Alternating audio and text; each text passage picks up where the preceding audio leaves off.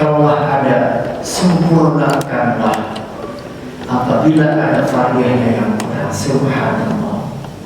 Karena itu lengkapkan takarub kita dengan romantiknya, dengan sholat sunnah yang selalu menempel dengan sholat fardiyah. Insya Allah mudah-mudahan ikhtiar kita mengikuti penjelasan dari fikih yang tercantum yang diikuti oleh para leluhur kita, para ulama, sampai disusunnya kitab-kitab itu hingga kita tinggal memakainya.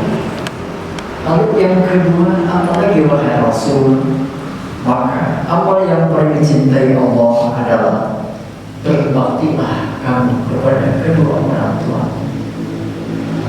Subhanallah. Lalu yang ketiga, apa ya Rasul? Berjihadlah kamu di jalan Allah.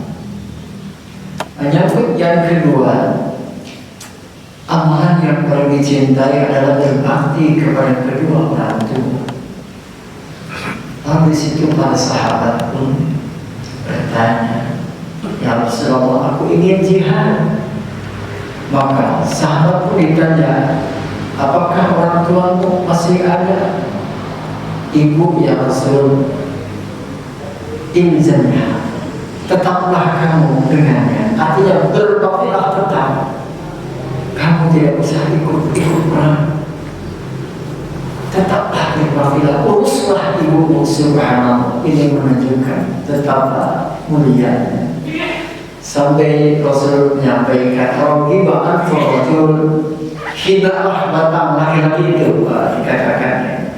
Kalau sudah lihat, itu istilah bahasa orang dikatakan itu. Orang itu rendah derajatnya. Rohibaan forjul. Kenapa? Satu, apabila di keluarga, di rumahnya ada orang tua, lalu orang tua itu tidak bisa mengantarkan kamu untuk mendapatkan ridho surganya Allah, hidayah apa itu? Artinya orang tua itu adalah, dalam hadis yang lain dikatakan sebagai pintu menuju surga. Karena itulah tetaplah kamu berbakti kepada orang tua. Terkait dengan hadiah usul, kalau ayah saya sudah tidak ada, siapakah yang lebih aku dulukan? Sampai 3 kali, ibumu, dan yang keempat adalah bapakmu. Ini adalah keutamaan sang ibu yang harus didulukan. Bahkan ditanya kenapa ibu didahulukan, ternyata ayatul kuliah hail minyak disublah, tangan yang di atas lebih mulia. Maksudnya apa? Ketika manusia lahir ke dunia, siapakah yang paling duluan memberi? Yang paling duluan memberi sampai di mulut sang bayi, itulah pemberian. Ibu aslinya itulah. Antasari dikatakan di situ sampai 3 kali, ibumu, dan baru ayah.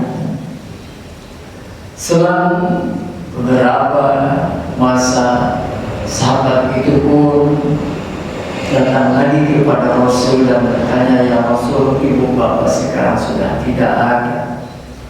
Adakah amalan yang aku bisa kerjakan untuk kebaikanku bagi kepada orang tua?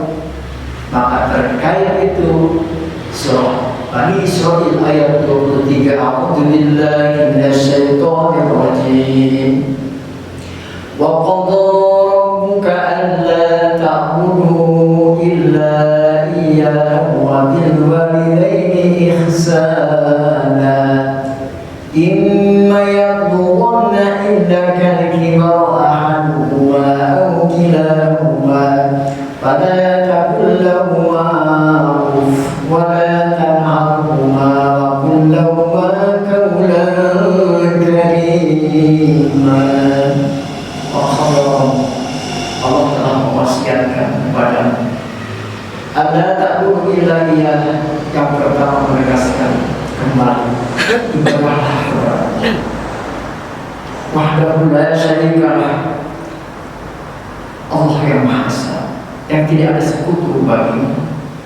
banyak dengan ayat yang lain sampai di akhir surah Al-Kahfi. Wa may yarju liqa rabbih falyamal amalan shalihan wa la yusyrik bi ibadati rabbih ahada.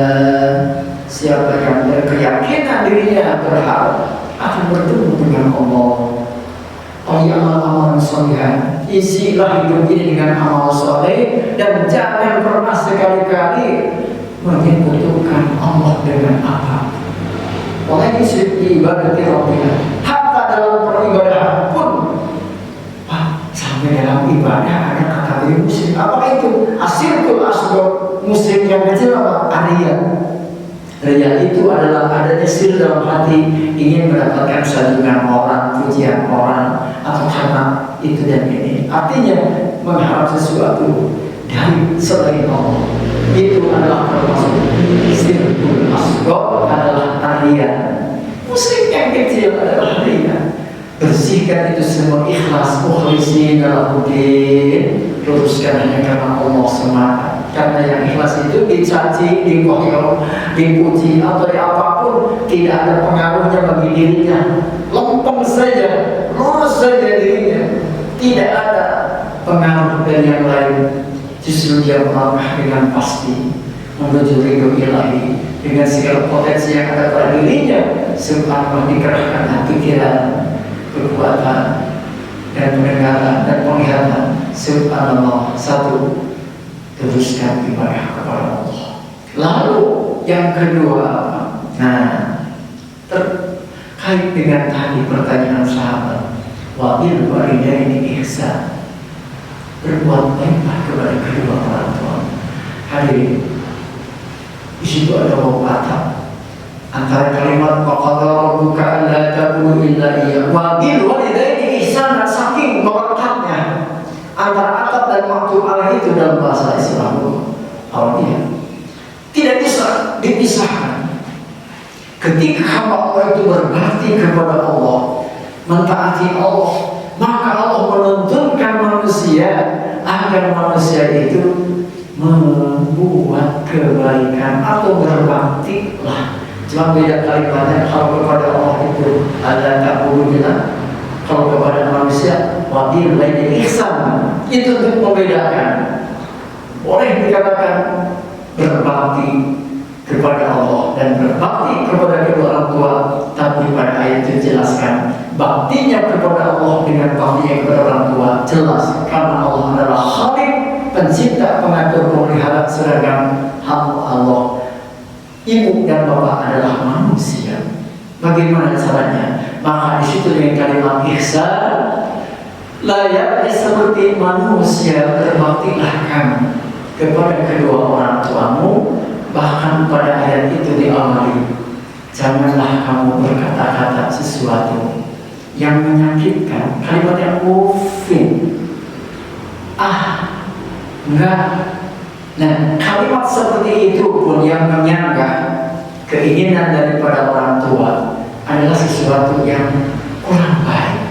Apalagi dengan melakukan hal-hal yang lain dengan kata-kata saja, subhanallah. Dan perlu dimaklumi hadirin, kalau sudah memasuki dengan umur yang jumlahnya cukup, memang di situ ada hal-hal yang berkurang pada diri kita. Satu antara lain pendengaran mungkin akan berkurang, penglihatan pun demikian, sehingga pembicaraan kalau pelan anaknya berbicara kepada orang tua itu dikatakannya, kenapa kamu nggak suka? Padahal ngomongnya pelan. Bahkan sebaliknya kalau berbicara keras dikiranya itu membentak. Serba salah. Tetapi inilah keadaan yang harus kita pahami. Jangan sampai membuat sesuatu yang orang tua menjadi sedikit tidak senang. Bagaimana kita berikhtiar? Sampai-sampai orang sahabat Nabi tadi bertanya, ya Rasul, sudah tiada ibu bapak, amalan apa yang aku harus lakukan? Maka Rasulullah menyampaikan, waksiru bintu'a, perbanyaklah kamu untuk memohon kepada Allah untuknya kebaikan kepada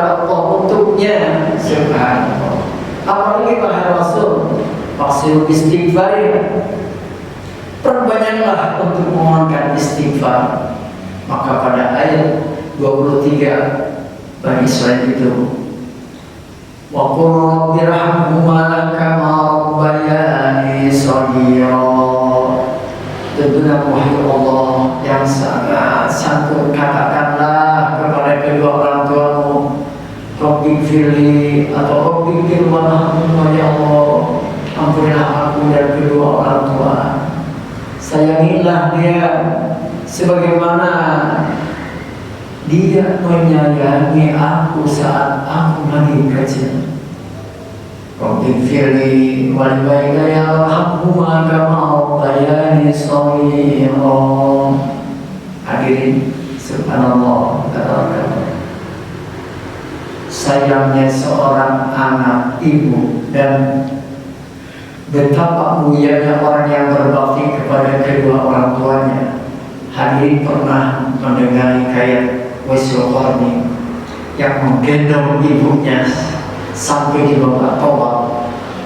Ternyata itulah menjawab di saat Wais dikatakan wah gila, karena tiap pagi selalu menggendong anak sapi. Anak sapi digendong kemana-mana. Ternyata itu sebagai latihan, karena dia bercita-cita ingin membawa ibunya sambil melaksanakan ibadah haji.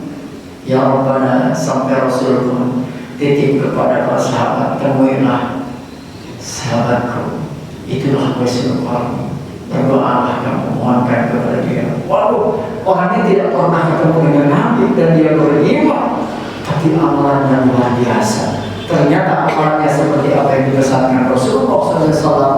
Dia adalah seorang hamba Allah yang berbakti kepada kedua orang tuanya. Karena itulah tadi dikatakan, ketika Rasulullah naik mimbar 3 kali, tahapan pertama, kedua, dan ketiga, kok selalu baca amin, amin, amin, amin. Para sahabat kaget, wahai Rasul, baca amin karena apa?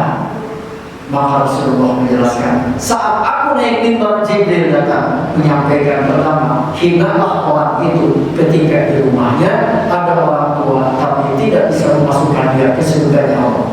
Yang kedua, hinalah orang itu ketika disebutkan nama aku Muhammad SAW kalau dia tidak bersalawat kepada. Dan yang ketiga, hinalah orang itu di saat dia masuk bulan Ramadan dan terakhir di bulan Ramadan dia tidak mendapatkan ampunan Allah. Alhamdulillah. Hadirin, bahkan Rasulullah menyampaikan mendengar ada lantunan membaca Al-Quran di surganya Allah. Sampai ditanyakan, siapakah itu? Ternyata ada seorang sahabat yang taat dan tunduk. Betapa hebatnya dia berbakti kepada kedua orang tuanya. Jadi orang yang berbakti kepada kedua orang tuanya sampai harus mendengar lantunan suara baca Al-Quran yang indah di surga Allah. Itulah derajatnya hamba Allah yang selalu berbakti kepada kedua orang tuanya. Lalu wahai Rasul, apalagi selain banyak doa dan istighfar untuknya? Maka Rasulullah menyampaikan, hubungkanlah silaturahmi dengan orang-orang yang orang tua dulu bersilaturahmi. Dan ini yang saya belum bisa hadiri. Kenapa? Kadang-kadang silaturahmi itu hanya kita saja, bapaknya saja. Seyogianya silaturahmi itu bawa anak kita supaya mengenal orang itu. Bahkan orang itu mungkin punya anak, anaknya juga mengenal anak kita, sehingga tidak putus. Dan ini betul-betul sangat langka. Tapi tetap kita harus berupaya ikhtiar. Minimal hadirin silaturahmi dalam Selasa. Dalam Selasa, entah setahun sekali momennya Lebaran, atau ada bentuk arisan atau bentuk apa, ciptakanlah itu untuk menghubungkan silaturahmi. Karena sulit. Itulah tadi, jangan sampai pada nomor istilah Sunda. Anaknya dengan anaknya sampai tidak saling mengenal, tidak saling mengenal diri. Ya Allah, inilah mungkin ibadah yang disegerakan amalnya atau pahalanya di seluruh dunia ini. Apa Rasul? Silaturahmi. Hubungkanlah silaturahmi. Sebab Mungkin banyak orang yang sudah retak silaturahmi gara-gara urusan dunia, gara-gara urusan sesuatu, bisa saja terjadi. Lalu wahai Rasul, apalagi setelah silaturahmi? Berbuatlah sesuatu amalan yang amalan itu kamu ikrarkan dan mohonkan kepada Allah pahalanya, agar orang tua mendapatkan ridho dan ampunan Allah. Suatu ketika di situ Rasul menyuruhnya, lihatlah masjid itu. Lalu sahabat itu melihat-lihat sekitarnya, tempat ibadah itu ada, tapi orang agak kesulitan untuk wudhu, untuk bertandas. Maka disitulah, wahai Rasul, apa yang kamu bikinkan sumur di situ. Wah, dalam hatinya, bagaimana ini, berapa dalamnya begitu, karena tempatnya gersam dan sebagainya. Tapi itulah akhirnya dia lakukan.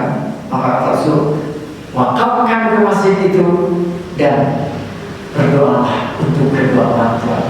Atau atas nama kali wakaf orang tua. Subhanallah, betapa mulianya petunjuk Rasul bagi hambanya yang ingin mendapatkan ridha dan ampunan Allah. Sampai-sampai orang tuanya sudah tidak ada pun Rasul menunjukkan berbanyak doa, berbanyak istighfar untuknya, hubungkan silaturahmi, berbuatlah kebaikan di atas nama kandungnya, dan banyak-banyak lagi hadirin.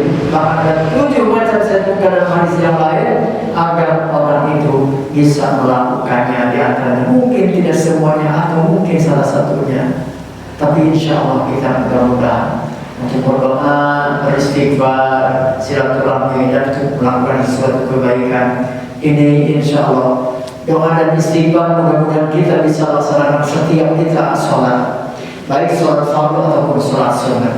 Karena itu pun masih kurang hadirin. Kalau kita untuk mendoakan orang tua hanya sekedar dalam waktu-waktu 5 waktu saja, subuh, zuhur, asar, isya, maghrib, masih berkurang. Betapa banyaknya pengorbanan orang tua yang telah dikorbankan untuk berdirinya hingga kita menjadi wasilah orang hidup seperti begini. Itu semuanya adalah atas perjuangan orang tua kita. Oleh karenanya di situ subhanallah tabarakallah, kemuliaan orang yang berbakti kepada kedua orang tua. Sampai Rasul katakan, aku mendengar pahala apakah itu orang yang selalu membaca Quran di surga. Ternyata adalah pahala orang yang berbakti kepada kedua orang tuanya. Demikian mudah-mudahan kajian tematik di subuh ini dari surah Bani Israil ayat 23 yang terkait menjelaskan betapa mulianya hamba Allah yang berbakti kepada kedua orang tuanya.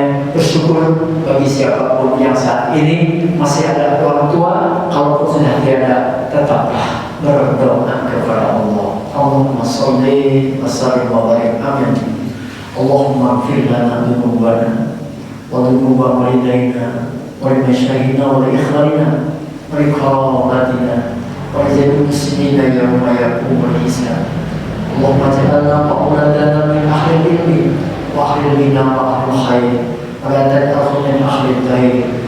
Allahumma innaka ta'lamu sirrina wa 'alaniyatana faqbal ma'dhiratana wa ta'lamu hajatina fa'tina subhana wa ta'lamu ma fi anfusina fa'ghfir lana dzunubana wa dzunuba walidayna wa limasyayina wa liikhwanina wa liqarabatina wa lil muslimina yawma yaqumul hisab. Ya Rabb, di subuh yang kau berkahi, bersyukur nikmat, memuji kebesaran, mengagungkan kemuliaan. Ya Rabb, ampunilah dosa kami, dosa ibu bapa kami, dosa tubuh kami, dosa kaum muslimin muslimat. Allah, istiqomahkanlah ibadah kami ya Allah, wujudkanlah segala cinta, segala kami memberikan kebahagiaan.